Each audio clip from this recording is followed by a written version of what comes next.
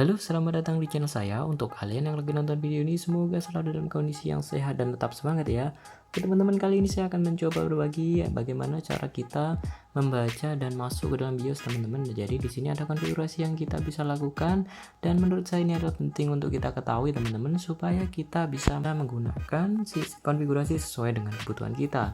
Oke teman-teman, sebelum kita mulai, kalian yang baru mampir silahkan klik subscribe dan nyalakan tombol loncengnya untuk bisa mendapatkan notifikasi setiap hari dan kalian akan turut untuk membantu channel ini berkembang teman-teman. Oke teman-teman, kita mulai saja.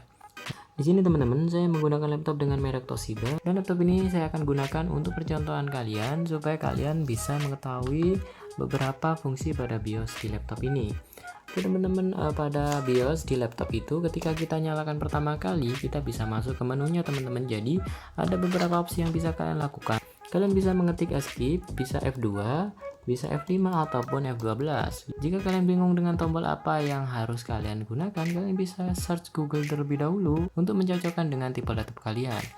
Oke teman-teman, di sini kalian akan melihat dari menu yang ditampilkan oleh BIOS. Di sini saya mulai dari main teman-teman ya. Jadi ini adalah menu utamanya.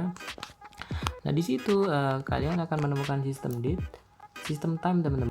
Untuk sistem time ini adalah waktu yang akan digunakan pada saat komputer ini dinyalakan dan akan juga diikuti oleh sistem operasi kita. Lalu di sini kita bisa melihat spesifikasi komputer teman-teman. Kalau kalian ingin beli komputer, jadi kalian bisa masuk ke BIOS terlebih dahulu. Meskipun kalian tidak masuk ke sistem operasinya, kalian bisa mengecek dari sini teman-teman. Jadi kalian bisa mengecek di situ ada CPU speednya. Jadi tipe CPU-nya di situ Celeron, lalu di situ hard disknya mereknya Toshiba teman-teman, dan kalian bisa melihat dari tipenya. Nah, lalu di situ kita lihat ada HDD atau SSD teman-teman. Itu artinya kalian bisa support dengan SSD pada laptop ini. Nah, di bawahnya ada ODD, di sini adalah optical disk drive teman-teman ya. Di situ kita support dengan CD atau DVD teman-teman. Nah, di situ memorinya menggunakan 2 GB. Nah, untuk sistem BIOS-nya kita menggunakan 6,5 dan versi isinya adalah 6 teman-teman dan menggunakan bahasa Inggris. Lalu kita masuk ke dalam menu security teman-teman. Di situ ada BIOS password. Kalian bisa melakukan enable untuk memberikan pause. Kalian bisa enable teman-teman. Jadi ketika kita masuk menu BIOS maka akan ditanyakan passwordnya teman-teman. Dan di sini juga ada hard disk password teman-teman. Jadi di sini kalian bisa memasukkan ketika kalian akan mengakses komputer ini dan kalian akan ditanyakan password. Ini akan memberikan keamanan pada komputer kalian. Oke teman, lalu kita lanjut ke power management teman-teman. Di sini ada wake up lamp, di sini di disable teman-teman untuk defaultnya ya. Jadi untuk kalian yang ingin menyalakan komputer kalian dengan support di LAN, kalian bisa enable menu ini. Lalu di situ ada wake up keyboard, jadi kita bisa menyalakan dengan cara mengetik keyboardnya saja. Lalu di situ ada critical baterai wake up teman-teman. Jadi ketika baterai itu sedang kritis atau sedang lemah, maka kita bisa nyalakan secara otomatis. Nah, di sini ada power on. Di situ ada panel open power on, kita bisa disable enable. Lalu ada frekuensi CPU teman-teman, kita bisa gunakan dynamic atau always low teman-teman. Ini akan mempengaruhi pada performa komputer kita.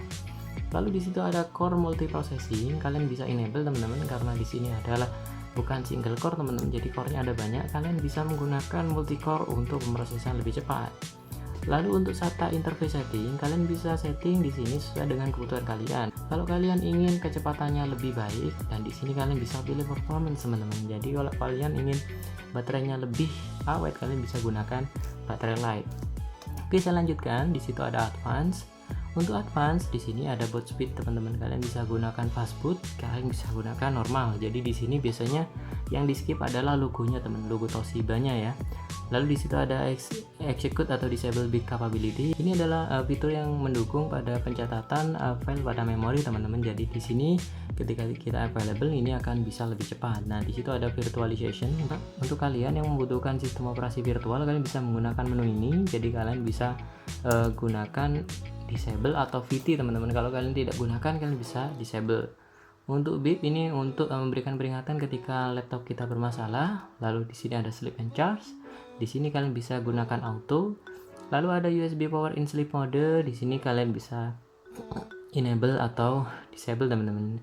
Lalu ada USB legacy teman-teman. Nah, di sini pentingnya adalah ketika kita ingin menginstal sistem operasi ke komputer ini teman-teman, jadi kalian kalau misalkan masih ingin menggunakan legacy ataupun kalian menggunakan MBR teman-teman, kalian silahkan enable teman-teman. Kalau kalian gunakan GPT silahkan disable saja.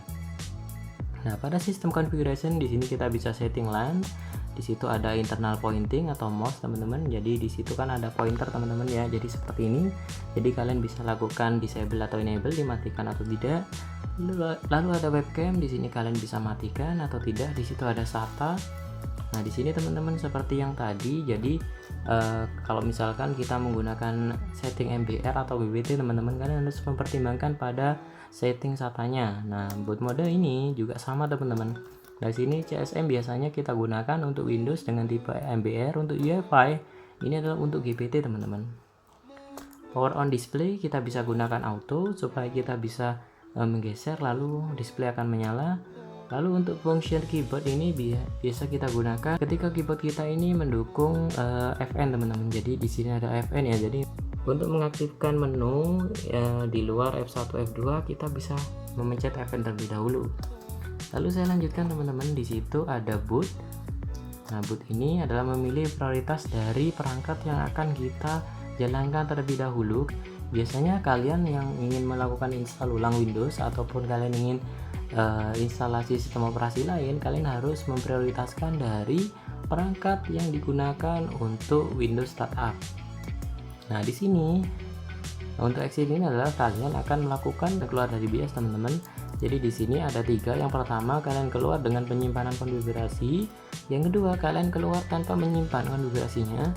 Lalu yang terakhir adalah kalian melakukan konfigurasi standar atau konfigurasi awal teman-teman. Jadi menghapus seluruh konfigurasi yang telah kalian lakukan. Kalian yang melakukan konfigurasi, kalian bisa pilih ini, lalu kalian pilih yes saja. Oke, jadi seperti itu teman-teman untuk contoh pada Toshiba. Jadi untuk kalian yang menggunakan komputer tipe lain ataupun merek lain, kalian bisa menggunakan cara ini yang mungkin interface-nya berbeda teman-teman, karena setiap komputer memiliki ciri khas masing-masing. Oke teman-teman, itu dari saya. Semoga membantu untuk pengetahuan tentang BIOS bagi kalian semua.